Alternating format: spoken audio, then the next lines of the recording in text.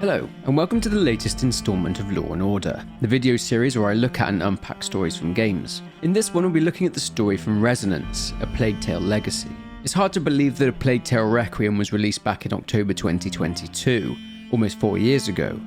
It followed 2019's A Plague Tale Innocence, with both games following the story of siblings Hugo and Amicia, children of noble status in France. Hugo was, from birth, afflicted with a mysterious illness that lived in his blood, and his mother would do everything she could in an attempt to find a cure for him using alchemy. Anyway, we recently got a spin-off story, a prequel if you like, which tells the backstory of one of the characters from A Plague Tale Requiem, the plunderer Sophia, also known by many as the Sea Scorpion. So this game I thought was pretty darn good. The build up to the ending was excellently done in my opinion, and it was awesome to get some backstory for Sophia. Lastly, before we jump into the video, please be aware that there will be spoilers for the entire Plague Tale series, and if you like, I have a video explaining the stories a little bit more in depth, but we will do a quick recap to begin. With all that said, let's begin.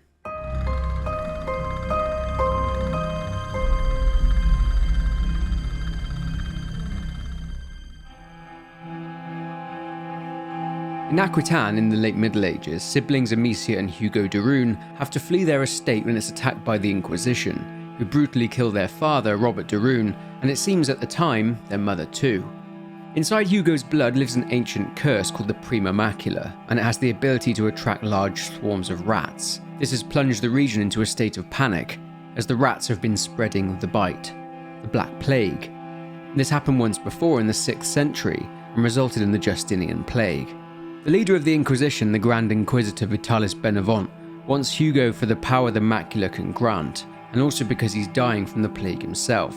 Thus begins a game of cat and mouse where the siblings, who team up with various allies such as Lucas, a young alchemist, have to try and keep Hugo out of the clutches of the Inquisition, whilst at the same time trying to find a cure for his condition, which is progressing through what are known as the thresholds, stages. He finds he is able to control swarms of rats. This culminates in Amicia and Hugo rescuing their still alive mother and defeating the Grand Inquisitor, and Hugo's advancing blood curse enters a state of dormancy, with the plague carrying rats leaving the region. Amicia, Hugo, their mother and Lucas go off in search of a place they can call home, since the Inquisition are still actively searching for Hugo. Having travelled south to the region of Provence, the de Runes have been summoned to the Red City by a group known as the Order. They are an order of alchemists and they want to try and help Hugo. On one fateful afternoon, however, prior to them getting to the Red City, Amicia and Hugo are attacked, leading to Hugo calling on his ability to control the rats. This awakens Hugo's curse again as the disease is linked to the emotion of the carrier. He passes out and in a vision he's on an island and sees a phoenix flying, and following it, he finds a pond and putting his hand in the water, it cures him of the macula. Amicia and Hugo end up being hunted once again by mercenaries and guards from the Red City, as rats seem to have followed Hugo there to Provence, and Amicia and Hugo make the decision to try to get to the island from Hugo's visions, with the island being called Lacuna. They befriend a disgraced knight by the name of Arno, along with a plunderer by the name of Sophia, and they use her ship to sail to Lacuna. Getting there, they find a festival taking place, which is celebrating a deity the islanders call the Child of Embers. During their time here, Amicia and Hugo find ruins that indicate that the Order were once active on this island, and they learn about another carrier, Basilius, and his protector, Aelia. The story of Basilius and Aelia being remarkably similar to that of Amicia and Hugo, with Hugo being the carrier and Amicia being Hugo's protector. They learn that Basilius is the reason for the Justinian Plague, and who the island's cult wrongly believe is the Child of Embers. He was experimented on by the Order and separated from Aelia, who was killed fighting to get to Basilius. He ended up giving in to the macula and was chained up underneath a tower. Amicia and Hugo also meet the Count and Countess, who are engaging in some bizarre cultist rituals, and they want to forcibly adopt Hugo as they see him as the reincarnation of their deity. They even kill Amicia and Hugo's mother in front of Hugo, and lead him to believe his sister is dead, resulting in Hugo unleashing swarms of rats upon the island in his anger and grief, just as the previous carrier Basilius did centuries prior. Hugo eventually gives in and merges with the macula in Marseille, creating a nebula that will block out the sun, allowing the rats to spread unchecked across the land. Amicia, with the help of a stricken Hugo, ends up realizing that the only way to stop absolute catastrophe and to save the world is to kill her brother. Amicia then goes to a house her family owned in the mountains and stays there for around a year before leaving with Sophia to find and warn whoever the next carrier of the macula may be. But let's go back 15 years. At a convent, a young Sophia takes a seat and is with two nuns. You see, Sophia has been subjected to experimentation, and as a result of said experimentation, she's afflicted with terrible nightmares and visions. She's been tasked with drawing what she sees in these visions whilst under the influence of some substance they inject into her. This results in her veins going black. In this vision, she sees a Minoan warrior standing before a large set of green doors, and the warrior seems to sense her presence. She sees a large statue of a Minotaur and a lavish palace with a red, white and gold interior. She draws whatever it is that she sees, and the nuns bring an end to this particular and secret session. All of a sudden, screams are heard and two men have infiltrated the convent and have killed the nuns there. One of the men is Sophia's father, Alec. It was Sophia's mother's side of the family who had sent her to the convent, and her father has been searching for her. The man with him is his second in command, Pharaoh.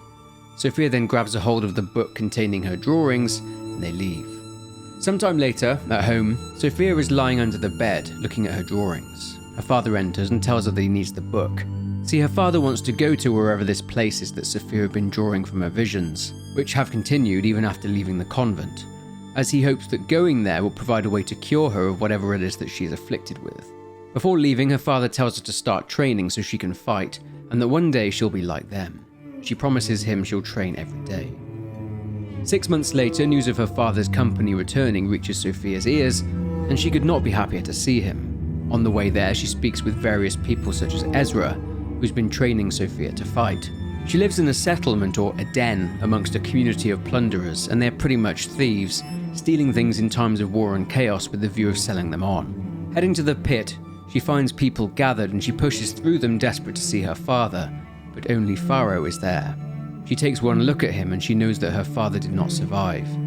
She weeps for her father, and Pharaoh fulfills a promise he'd made to Alec to take the young girl in and raise her as his own. Suffering more nightmares, Pharaoh asks Sophia to keep drawing what she sees, but she says the visions are blurry. She speaks of a monster that hurt a lot of people, but she says that it didn't mean to hurt anyone. Pharaoh has been carrying on where Alec had left off and trying to find out what's the matter with Sophia and the cause of her visions.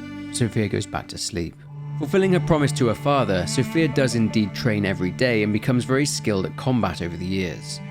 Now a young woman at the age of 22, a training session is interrupted by Pharaoh, saying that they may have located the key to the island, but Pharaoh is not allowing Sophia to go there.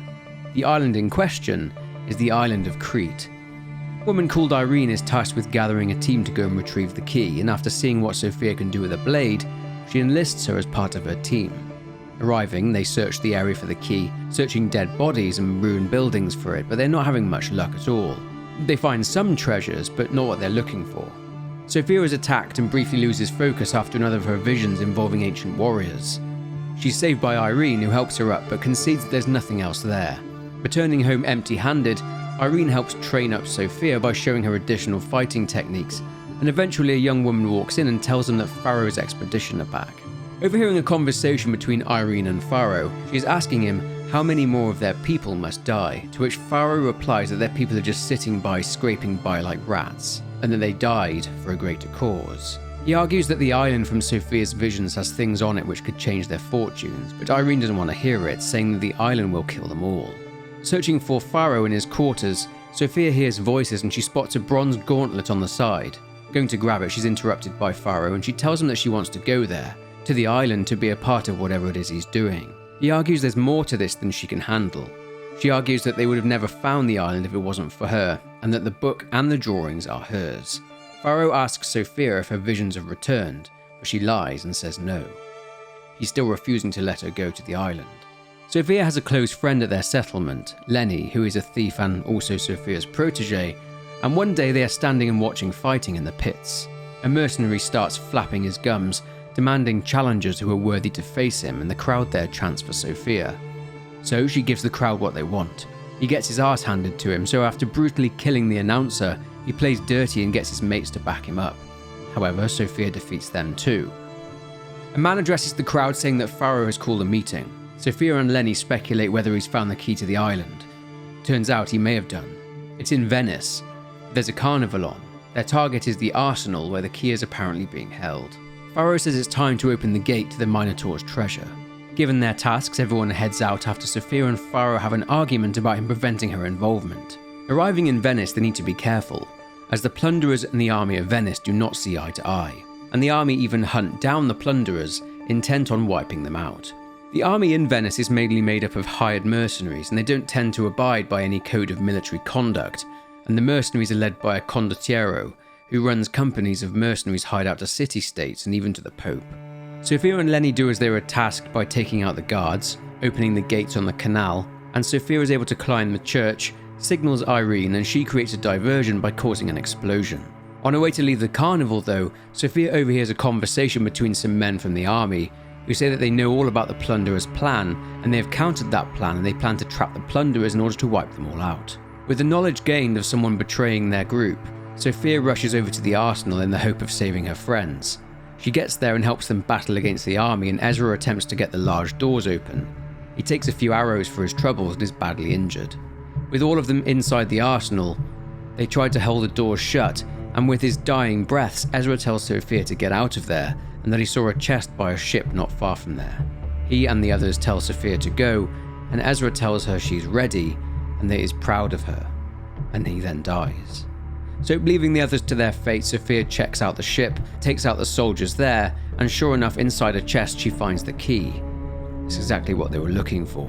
Fighting her way out and running out of there, she meets up with Lenny and they go back home to the settlement. Unfortunately, they find it burning. The Venetian army had found them and are killing everyone there. Realizing she needs the book with her drawings inside, Sophia heads over to Faro's quarters. The book's there, thankfully, and Sophia starts to make her way back to Lenny. Unfortunately, Faro stops her while she's leaving and he refuses to let her take it. He also thinks that Sophia is the one that sold out the gang, accusing her of betraying him. The two of them end up fighting, with Sophia prevailing thanks to a slice of luck. Making it back to Lenny, they leave the burning remnants of their home behind, and after reviewing her old drawings and looking at drawings of the island that her father had drawn, Sophia tries to open the key.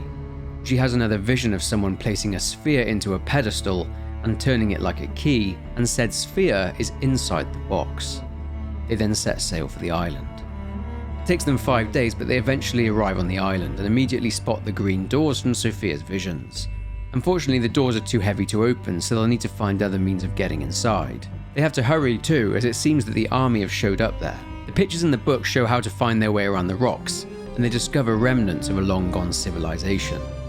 Frescoes on the wall show that these people had a king, and they too would use spheres like the one Sophia has now, and what's more, the frescoes here indicate the sphere has another function, activated by light. There are also frescoes showing a champion being crowned by the king. Eventually, and by using her father's drawings as a guide, Sophia and Lenny find another large door, and forcing it to open, they discover a strange blue dust in the darkness which seems to stick to them and it tracks their footprints, seeming to react to sound. Crawling through the darkness and through passages, Sophia hears a crowd chanting. Opening the door for the exit, Sophia has another vision. A Minoan warrior walks straight past her, and she experiences this ancient Minoan civilization through the eyes of a warrior. Theseus, who is part of a parade with Theseus among others there, being praised for their courage and their sacrifice. That they're there to claim the crown, facing off against each other, and also a creature born from their darkest nightmares, the Minotaur. Only one may prevail.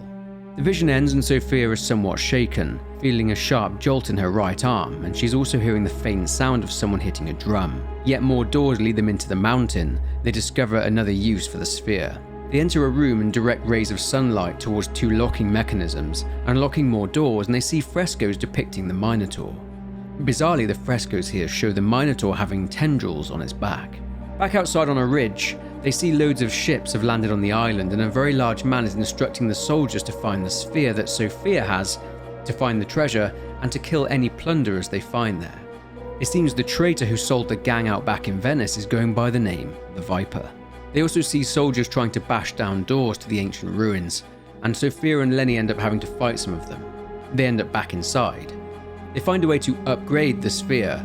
This civilization really were quite adept and advanced at creating things. Sophia is able to use the sphere to reveal hidden markings.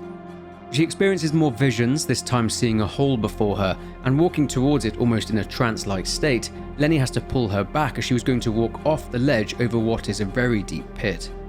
Sophia says she heard breathing. They have to avoid traps, but these are made easier to work out thanks to the upgraded sphere Sophia now has, unlike other poor individuals that tried and failed this trial. Sophia comments on the cruel brutality of the trials. More frescoes reveal tendrils existed underneath this civilization. What on earth happened here? Sophia and Lenny's progress is occasionally halted by more soldiers. After a disagreement about Sophia's dismissal of this place appearing cursed in some way, at the bottom of a pit they discover black growths. Not only that, but this place is a gravesite. A lot of people were here and running from something, frozen in place after being petrified. Sophia once again experiences life through the eyes of Theseus, who has to take his place in the arena at the bottom of the abyss. The warriors there all then fight to the death. Last man standing is to progress, and Theseus does so. Theseus hears breathing coming from the hole in the ground, with the announcer stating that the beast has awakened. Snapping out of this vision, Lenny isn't happy, and she accuses Sophia of seeing all these dead people in her visions, but she argues that she didn't know what was real and what wasn't. Sophia says she'll understand if Lenny simply wants to leave, which doesn't go down too well. Stepping into the arena, more light trickery awaits on the very podium where Theseus bravely fought all those centuries ago. Activating the large Minotaur statue, which itself is a cleverly designed contraption, they are confronted by the large man that was addressing the troops not so long ago. He's a menacing adversary, but Sophia, who is growing a stronger bond with Theseus somehow, and is able to use his abilities in battle, deals with him and his men. Continuing, the Minotaur statue lifts up a platform, and they head down a long walkway to a boat operated by a pulley system. Now outside, Sophia and Lenny have a chat about Pharaoh, about how over time, the island and its secrets ate away at him as he was desperate to live up to Alec, Sophia's father. More frescoes in these ruins show yet another use for the sphere, to channel the light into different coloured rays, and upgrading the sphere to allow this. The rays can be used to unlock pathways and also to unlock hidden treasures. Another trial awaits, and they need to obtain 4 symbols from different areas in order to pass through a locked door. In these areas that surround the central temple, they encounter more soldiers but are able to obtain 3 symbols they need, dodging and surviving lots of perilous death traps in doing so. They also encounter more of the strange blue dust, along with more of the odd black growths they saw earlier, and the petrified remains crumble when the light touches them. Lenny also comes up with names for their ship that they'll buy with the treasure they'll plunder from the island, settling on the name, the Sea Scorpion. Back in the central area, trying to work out how to obtain the 4th symbol, they're surprised by some old friends. That's how you drag rats out of their hole. Give it to me.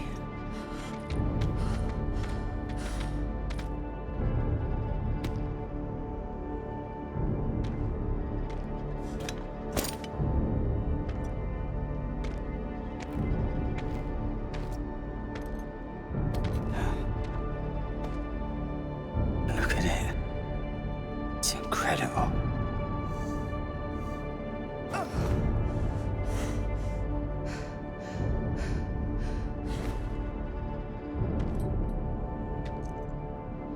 You can kill them both. You're not even half the man my father was. You betrayed us all. You know the punishment. I did not. I'm not the one to blame for Venice. You left the whole gang to face the army alone. You left with the sphere, the book. Now tell me again, you didn't betray me! I reclaimed what was mine.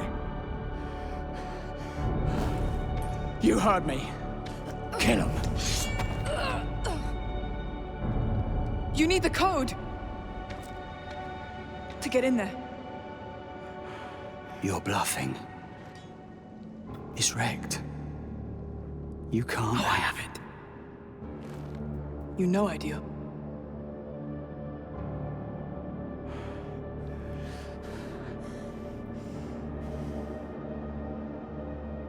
Buying time to save yourself?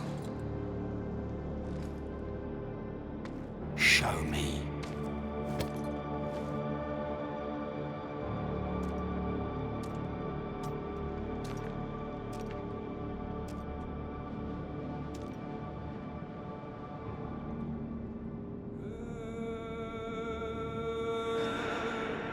Sophia calls to Theseus and has another vision, seen through the eyes of the Minoan warrior, who is running through an area previously inaccessible to Sophia and Lenny.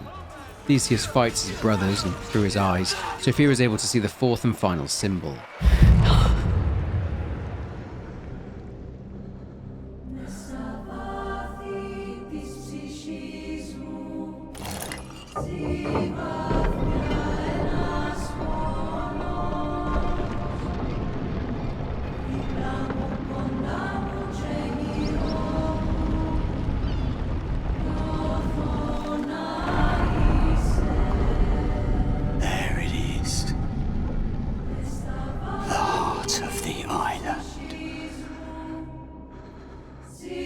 Let her go.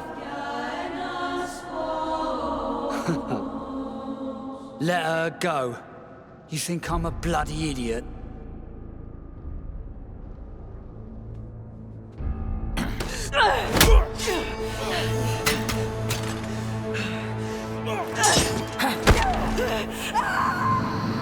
Sophia! No! You wretch! You shouldn't have done that!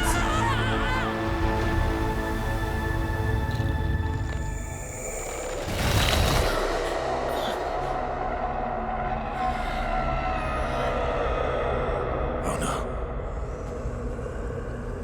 It's the beast. No. It's going to kill us. Following the man's blue trail through the black growth-infested area, Sophia eventually spots him. Some sort of monster emerges from one of the pipes down here and kills the terrified bloke. This is what the blue particles in the air and on the ground do. This monster uses them to track prey by breathing the particles in. She also discovers that it doesn't like the light at all. And with this in mind, a horrified and scared Sophia very slowly and quietly makes her way through the area in the hope that she'll be able to get out of here. After a tense journey through the caves and the occasional and terrifying chase, Sophia is able to make it to a large area safe from the creature. For now. She looks out and she sees a huge labyrinth, and at the center of it, large tendrils, just like the ones on the frescoes.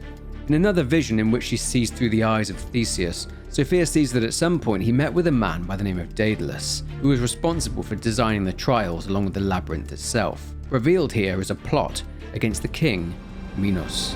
If something goes wrong, He suspects nothing. Minos can never be underestimated. I know. We can't linger. Your absence must remain unnoticed.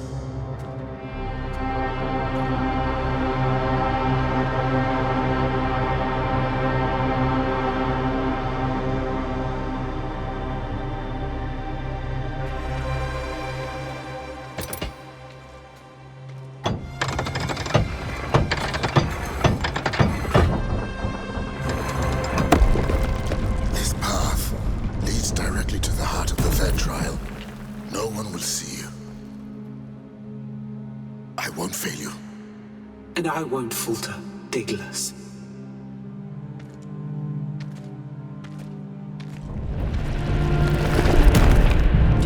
Finding the body of Daedalus, who had himself been petrified, his special key lies on the floor next to his body, and Sophia borrows it from him and uses it to open a door. She follows Theseus' footsteps through Daedalus' shortcut. Coming out into daylight once again, Sophia makes her way to what should be the third trial, all whilst hoping that Lenny is still alive. She spots a mercenary from the army of Venice who has slaughtered 3 of her gang, her friends, so she kills the soldier. One of her friends is still alive and apologizes to her, saying that they never should have followed Pharaoh and that the mercenaries are tracking them all across the island and killing them. The man thinks the island is cursed. Making her way through the army who are dwelling in the burnt-out husk of the plunderer camp and fighting for the honor of her fallen friends, Sophia enters the temple, which is the location of the third trial. This place is rank and filled with death. Descending, Sophia experiences another moment from Theseus' journey, and this is the final confrontation. The king, Minos, steps up to speak. Which man is worthy of entering the labyrinth? Who dares face the Minotaur as I did?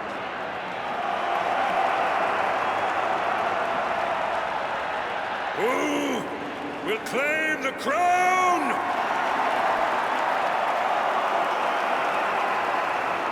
Fight! Fighting his way through the challengers, the warriors have now been whittled down to the final 4, and they are now, according to the announcer, to meet death itself.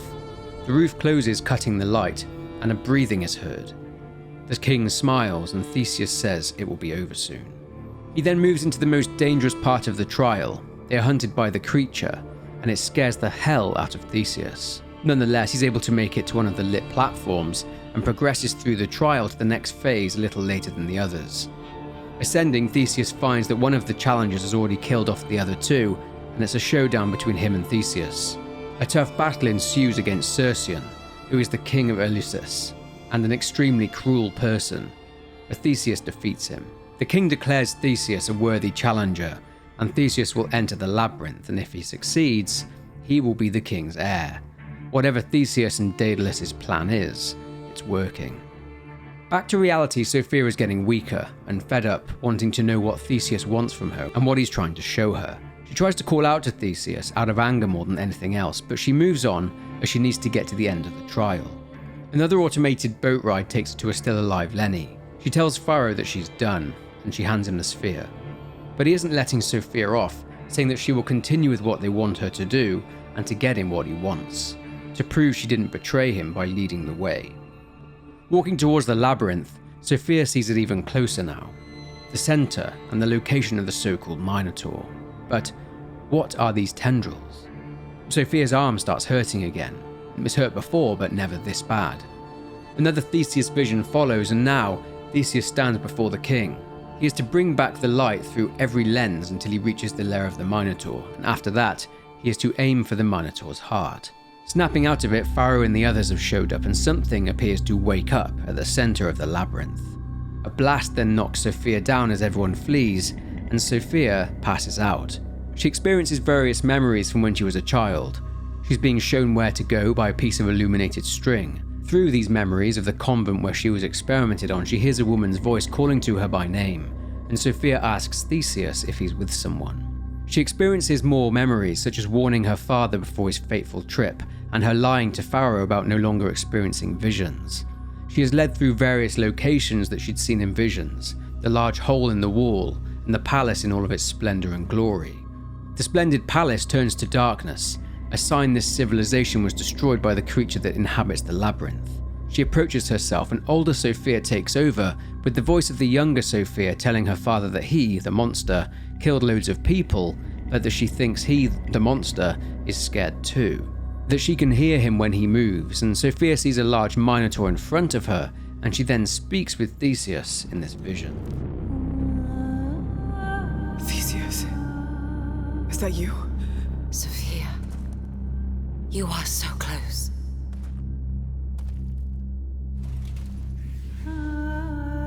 It's spreading faster now. You don't have long. You must follow the light before it's too late.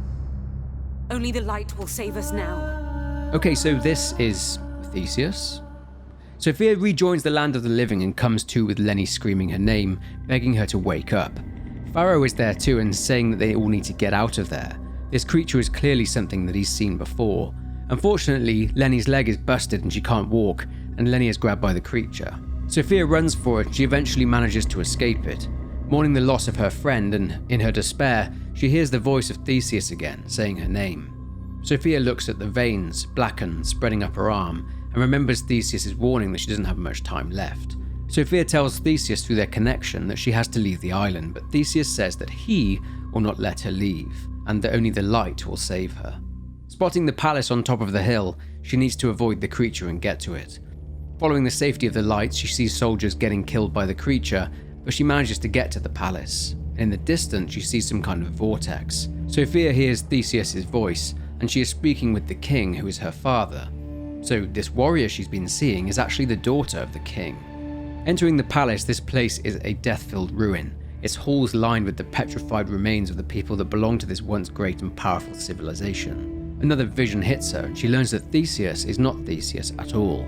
She is called Ariadne, and she's having an argument with Minos, telling him that he refuses to heed her words, She asks that Minos release him. Her face is revealed to have been marked by someone or something. Minos says that the monster that did this to Ariadne's face has always been a monster, and the vision ends. Sophia says the question remains as to why Ariadne chose to pose as Theseus and become a warrior. Through the echoes from conversations had here, Ariadne told Minos that he, whoever he is, was not a tool to be used. And once again stepping into the memories of Ariadne, Sophia overhears a conversation between the king and Daedalus. He's warning the king that something, assumed to be the creature, is becoming uncontrollable, that it's evolving. The king in his madness thinks that this is a good thing, saying that the people need novelty. The king praises Daedalus for the empire he'd built, and he wants him to find new ways to contain the beast by strengthening the light barriers. Ariadne speaks with Daedalus, telling him that he lacks resolve.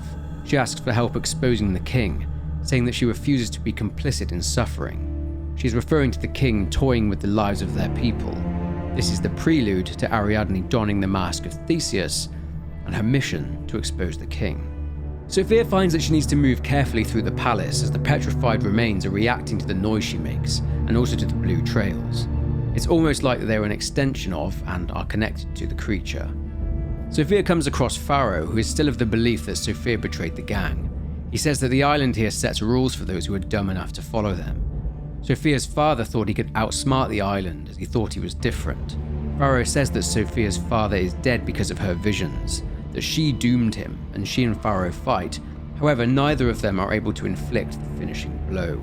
Pharaoh suggests that they work together to try and get off the island by using the light needed in order to enter the labyrinth. Sophia's father and Pharaoh found a beam of light that he understands was built with the sole purpose of destroying this creature. Moving through a mountain path, Sophia looks at the book and sees there are two possible ways they can reach the beam. Pharaoh suggests taking the bridge, as he knows that particular path. He looks up at the sky and says the cloud in the sky coming from the center of the labyrinth will soon block out the sun. Moving around the bridge, which isn't in great shape, Pharaoh finds out for himself that Sophia didn't betray the gang. It was Irene. She is the so-called Viper that the mercenaries were referring to. She of course leaves, and Sophia and Pharaoh fight the mercenaries, as they want the sphere and the book. Having to retreat, they descend, and Sophia has some choice words for Pharaoh, after which he vows to kill Irene. He seems genuinely disappointed in himself for doubting the person he promised to protect, but he stops short of actually apologizing. They work together to solve light puzzles, finding a way inside the mountain. This is Daedalus's workshop. They find interesting things like his prototypes for the special key Sophia has been using and the large lenses used to direct light. Most of what Daedalus built was engineered this way because they knew the creature feared light. Picking up a warrior's helmet, Sophia sees Ariadne learning from Daedalus that her sword and shield now is the light. She uses the lenses in this area to target the pipes and to block this creature from using them, thereby keeping it in its den.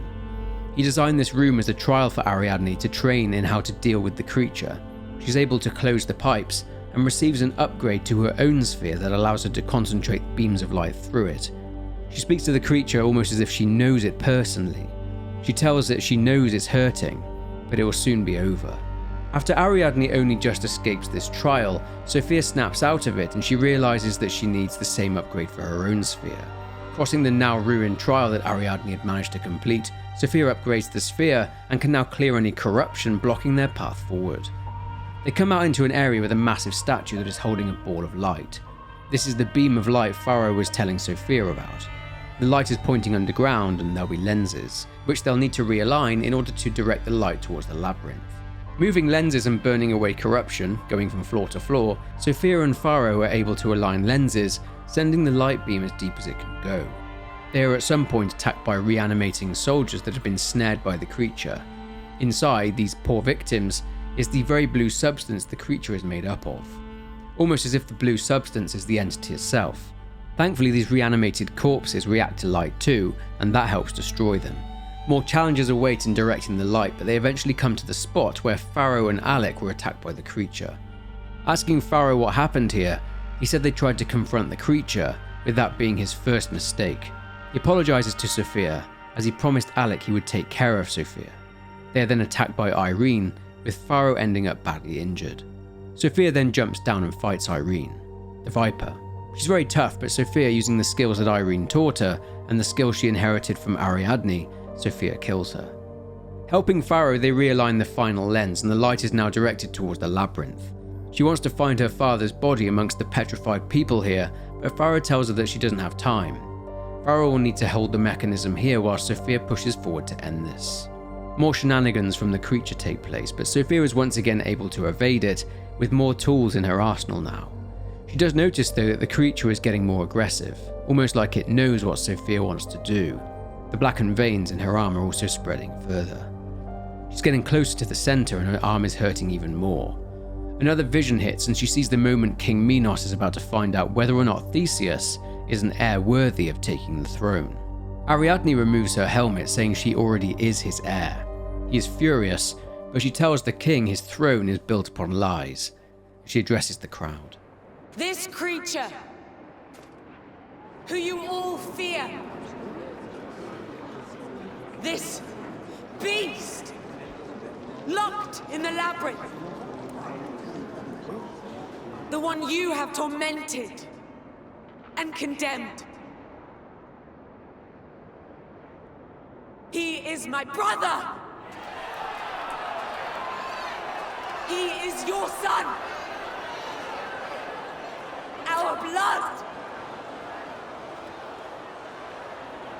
Asterion was never meant to be shackled in the shadows.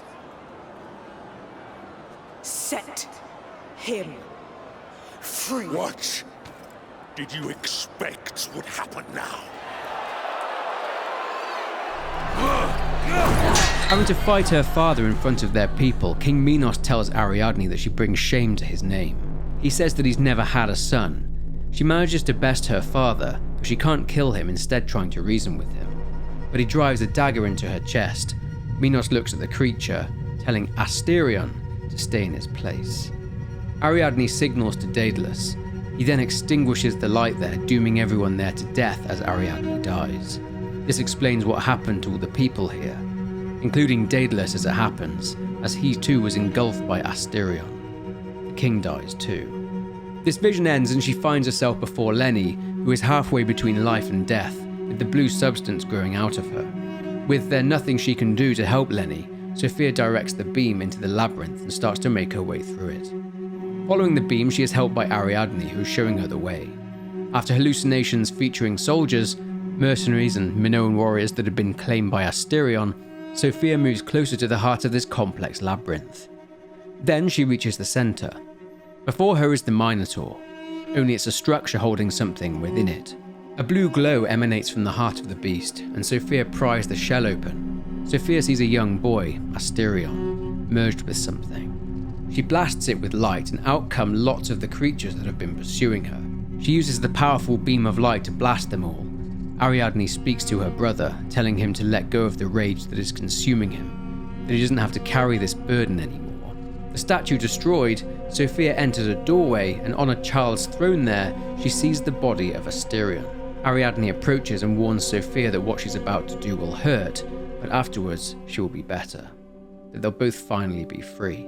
After watching Ariadne say goodbye to her brother, Sophia uses the sphere and uses the light to burn it all away, with her, after a very painful experience, being healed of what has ailed her ever since she was a young girl. Returning to Pharaoh, Sophia finds a pool of blood, and he's gone. Following his blood trail, she sees him leant against a rock, and he's dead. She places a crown she'd found at the center of the labyrinth beside his body, but he was looking at something. Realizing he was dying, Pharaoh's last act for the person he deeply cared for was to use what life he had left in him to not only hold the light, but to show Sophia where her father's body was. Happy that she's been able to get at least a small bit of closure, she exits the mountain. Walking along the shore with no pain in her body anymore, Sophia finds Lenny's lucky coin that she'd dropped earlier on. She then commandeers a ship, leaving the island behind. 15 years later, Sophia is telling Amicia her story, saying she's sorry that she didn't tell her what she herself had been through, but the reason she didn't is that she'd have nothing to say that would have helped Hugo. But it does seem as if their meeting was not an accident. Amicia says the Order probably use other children, just like they did with Sophia, and that concludes the plot from Resonance, A Plague Tale Legacy. We'll now jump into some mythology and some deeper parts of the lore, in order to link this to the other games in the Plague Tale series, starting with the Minoans and the Minotaur. So Minoan society was at the height of its power during the Bronze Age. They existed on the island of Crete, and their civilization spanned from around 3000 to 1100 BCE. They are widely considered to be the first advanced civilization in Europe, creating drainage systems, flushing toilets, and large habitable structures. Now, it's important to establish before we go any further that actual history gets a bit muddied here in-game, as creative liberties with the story mean that while certain characters are the ones from history, what actually happened in terms of their legend and what they did has been slightly altered for the sake of the story. Myths are just that, after all. Anyway, the king was a man called Minos. He was the son of Zeus and Europa. Just to be clear, ancient Greece during this period didn't have one king. It was split into dozens of independent palace states, with each of them ruled by one king. Hence why when Theseus, or rather Ariadne, fought Cercyon, he too was a king at this time. Anyway, every 9 years, 7 young Athenian boys and 7 girls would be sent into the labyrinth to be devoured by the Minotaur, sacrificed.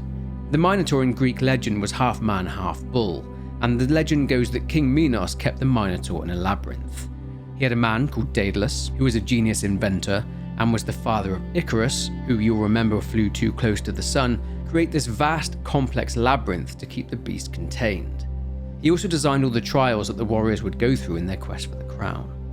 The legend is that King Minos had angered the sea god Poseidon after Minos refused to sacrifice a white bull, a Cretan bull, so Poseidon cursed Minos' wife, Queen Pasiphae, to fall in love with the beast. She fell pregnant after a scheme concocted with Daedalus, who built a bronze bull so to trick the bull, and after a bit of bestiality, a Minotaur was born named Asterion. In this story's case, a boy with white hair, the same colour as the white bull. It could be that in this story, Queen Pasiphae did give birth to a child that Minos refused to see as his child due to the curse from Poseidon, since 1, the child had a strange curse in his blood, and 2, because Asterion lost control and attacked Ariadne, King Minos had Asterion kept at the centre of the labyrinth. Ariadne reassured Asterion that he was not a monster, and that he could control this curse in his blood. Minos, on the other hand, believed that true beasts hide behind familiar faces, and just like with Basilius and Hugo, Asterion had his protector ripped away from him. Asterion went through the thresholds, so King Minos was not containing a Minotaur inside the labyrinth. He was containing the macula that lived in Asterion, and afterwards he ended up merging with it. Now, in this story, warriors could fight for the chance to enter the labyrinth and kill the beast, and this person would be crowned as a champion by Minos himself. This person would become Minos' successor. The Bullman was just a legend that had been adopted by Minoan society, as that was what they had been led to believe by their king, who even claimed to his people that he himself had faced the Minotaur. He was actually using them in the hope that one would actually succeed and kill Asterion.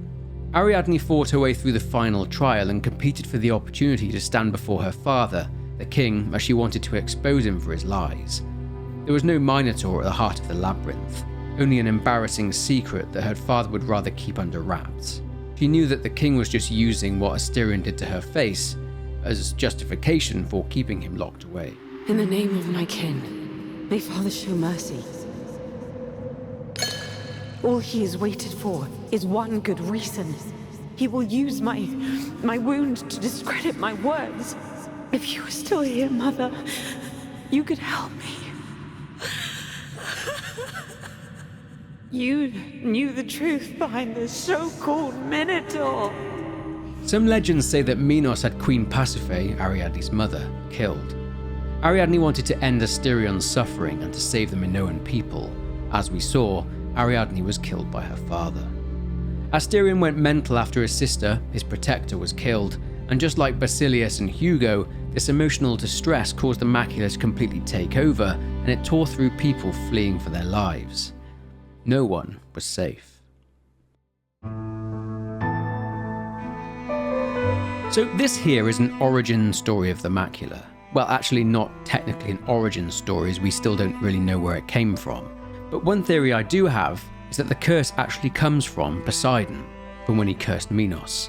One clue could be the colour of these creatures that come out from it, and the macula itself when merged with Asterion. Poseidon blue, as it's called, which matches the colour of the ocean. but hey, that's just a theory. There's also the matter of Asterion's white hair I mentioned just now, which is the same colour as the white bull that would have mated with Queen Pasiphae. But anyhow, the story does show us the earliest known carrier of the macula, which as we know was previously Basilius but is now Asterion. But what are the similarities between what we see here on the island of Crete and what they saw over in France? Well, there are the black growths which were seen at the de Rune estate when Amicia and Lucas returned there, and also at the location where Basilius was kept by the Order. It shares similarities in the markings on the skin. When Sophia is caught by the creature, she has these markings, and they also start progressing up her arm. This is likely the macula in her awakening, and she too seems to be going through the thresholds towards the end, suffering from extreme pain and headaches like we saw with Hugo. Sophia was also hallucinating whilst in the labyrinth when the macula in her blood was getting stronger. It's very likely Sophia was able to resist the macula as she wasn't born with the curse in her blood, as she was instead injected and experimented on at the convent. It's not really known what exactly the sisters at the convent had used on her, but it could have been macula-infected blood. The centre of the macula is very similar to the one Hugo was merged into, and of course at the centre of the labyrinth was a Minotaur, but only a statue that encased Asterion within it. The macula was attempting to create a nebula, as Pharaoh mentions the dark cloud that would soon block out the sun, meaning that nothing would be able to stop it, as there would be no light. Daedalus had even attempted to create mechanisms to predict when eclipses would happen. Such was the fear that the island being plunged into darkness would result in the macula from the labyrinth running loose on the island. Whereas the macula used rats to spread the Black Plague, the macula here used the creatures that chased Sophia, that killed her father, and when they touch or catch a person, that person then becomes petrified. The macula seems to be an entity that exists to cause mass death, but it's not exactly clear why yet. Perhaps to protect itself? It's possible that the macula had evolved at some point as well, as later in the timeline we don't see any of the blue particles, but perhaps that's because Sophia destroyed it. However, the curse still lingers, and is present even in modern times, as we saw at the end of A Plague Tale: Requiem.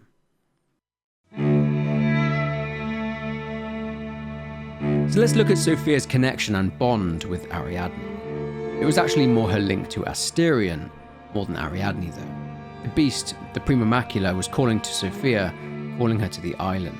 During one of her memory sequences, Sophia was experiencing a memory of the convent, and in one of the conversations with the sisters, one of them tells her to hurry up before everyone dies. So it's possible that the nuns, and potentially the Order, believed that the macula would awaken once again and very soon. They were also experimenting on Sophia, as they wanted someone that would hear the call of the carrier, as they put it. They wanted to find the source of the macula, its origins, so the world could avoid the repeat of the Justinian plague. It turns out their fears were correct, as not long afterwards, Hugo de Rune is born with the curse in his blood. When finding the key to the island in the crate in Venice, Sophia also finds a necklace which has a bunch of small stones on it. These small stones have a kind of power attached to them, and Sophia is able to share a connection with Theseus, or rather Ariadne, and is able to use warrior fighting techniques. This is via resonance. But if it was Asterion that was calling Sophia, why was she connected to Ariadne? Well, the chapter breakdown for chapter 9 states that Sophia, during this period, was lost in her visions that were induced by the dust. Could this be an indication of some kind of collective or shared consciousness? Was this how she was able to communicate with Ariadne? The breakdown for the chapter also says that she was summoned there by Ariadne. Asterion had let Ariadne know that he craved death. He wanted all this to end, so through the macula, Ariadne reached out to Sophia. She is also able to find coins inside small basins inside the ruins, and these detail some of Ariadne's thoughts, feelings, and her internal conflict in what she was planning to do. She was upset over her father's madness and the way he was treating Asterion. I have already overcome 2 trials, and after this third, we shall finally face each other. I have trained for our meeting enough. No matter how it ends, I swear to fulfill my duty. Some asked Ariadne, thinking she was Theseus, why she did not seem to fear the Minotaur, and this was because she knew what the Minotaur actually was. A legend turned into a symbol of fear, but there was actually her brother, or potentially her half-brother. But that's it for this cool spin-off story for Resonance: A Plague Tale Legacy. I felt this was an enjoyable experience. It had a shift away from the stealth-based approach of Amicia's gameplay style, but that was definitely welcome, and I enjoyed the combat encounters. Kicking soldiers off of ledges and cliffs was particularly fun. I also appreciated the atmosphere and the sheer scale of some of the areas, and that the game had a feel of Uncharted or Tomb Raider, but with swords. As for what's next, well, we could get another spin-off, as Amicia tells Sophia that she never told her how she met Arno, to which Sophia tells her that's another story. A long one.